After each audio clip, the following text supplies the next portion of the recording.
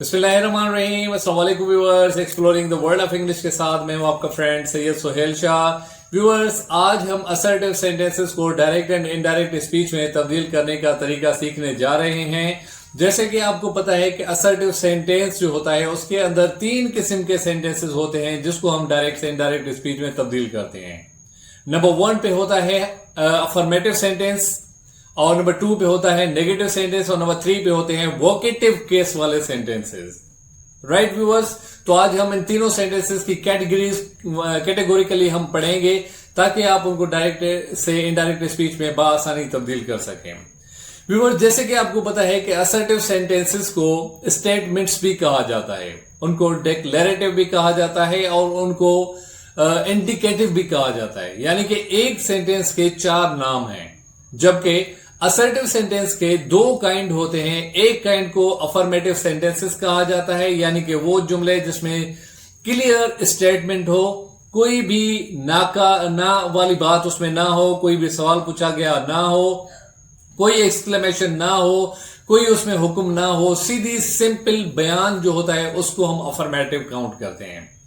जबकि व्यूअर्स, इसके अलावा कुछ सेंटेंसेस ऐसे होते हैं जिसमें हम कोई भी बात नेगेटिव में करते हैं, यानी कि किसी चीज का इनकार कर रहे होते हैं, तो इस किस्म के सेंटेंसेस का ताल्लुक नेगेटिव यानी कि नेगेटिव सेंटेंसेस के साथ होता है। जबकि व्यूअर्स, एक उसका केस होती है जिसको हम हालत बोलते हैं सेंटेंस की, वो कैसे सेंटेंस की हालत होती है जिसको वोकेटिव केस कहा जाता है।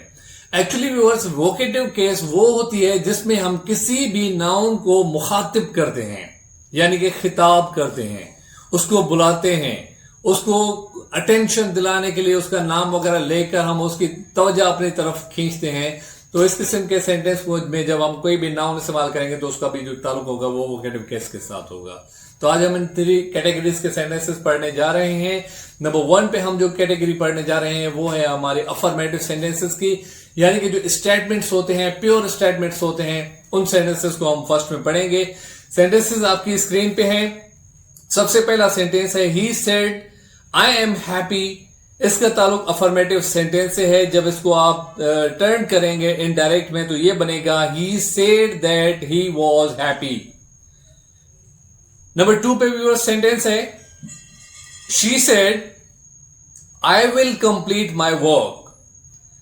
ये डायरेक्ट स्पीच का जुमला है। जब इसको आप इनडायरेक्ट में तब्दील करेंगे तो ये बनेगा she said that she would complete her work. Viewers, इसका ताल्लुक अफर्मेटिव सेंटेंस है, यानी कि बयान सीधे सीधे क्लियर बयानात के साथ ताल्लुक है। इसमें कोई भी नेगेटिव बात नहीं है, कोई भी सवाल नहीं पूछा गया, कोई भी हुक्म नहीं दिया गया, कोई भी इसमें ताज्जुब वाली बात नहीं है। क्लियर एक स्टेटमेंट है जिसको हम अफर्मेटिव में काउंट करते हैं। नंबर 2 पे जो उसके बाद जो हमारे सेंटेंसेस हैं वो हैं नेगेटिव सेंटेंसेस के स्क्रीन पे आपके सामने आ रहे हैं। नंबर 1 सेंटेंस है he said I am not tired. ये नेगेटिव सेंटेंस का जुमला है जो कि नॉट वर्ड से क्लियर है।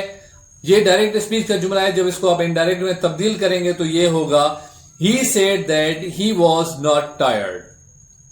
नंबर 2 पे सेंटेंस है they said we can not solve this problem. इसका इनडायरेक्ट बनेगा they said that they could not solve that problem. Viewers, ये नेगेटिव सेंटेंसेस हैं जिनका ताल्लुक नेगेटिव सेंटेंसेस के साथ है। उसके बाद जो हम केस पढ़ने जा रहे हैं, सेंटेंसेस की जो केस होती है वो वोकेटिव केस होती है। वोकेटिव केस के अंदर क्या होता है व्यूअर्स कि किसी भी नाउन को खिताब किया जाता है। जैसे मिसाल आपके सामने है Ali said mother I am tired.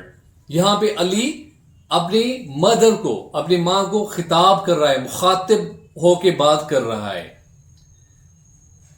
उसका जब इनडायरेक्ट बनाएंगे तो होगा Ali told his mother that he was tired.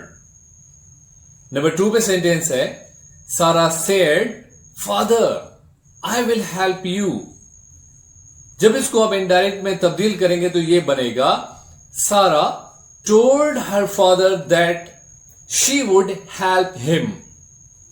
बस यहां पे आपने 2 वर्ड्स मदर एंड फादर को गौर करना है।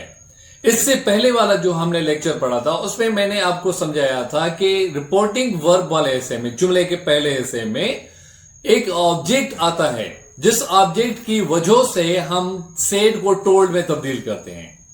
यहां पे व्यूअर्स जो वर्ड मदर एंड फादर आया हुआ है, ये दोनों वर्ड्स वोकेटिव केस में हैं, लेकिन यहां पे उनको जब आपने इनडायरेक्ट में तब्दील किया है तो इनडायरेक्ट के अंदर उसकी वोकेटिव केस खत्म करके उसको ऑब्जेक्ट के तौर पे इस्तेमाल किया गया है।